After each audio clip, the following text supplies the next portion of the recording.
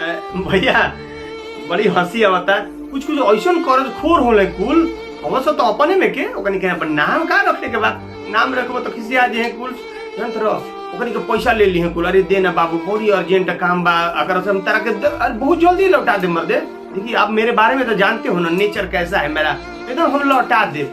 और बाद से भैया फोन उठाल तार बंद कर देगे है सब। ओकनी की स्टेटस देखबो स्टेटस का लगे हो सो वही सका स्टेटस लागी बेटा तुम इतना जितना तुम एक महीने में कमाते हो उतना तो मेरा एक दिन का खर्च है। और सोलूमो लगा दिया तेरे चले वाला।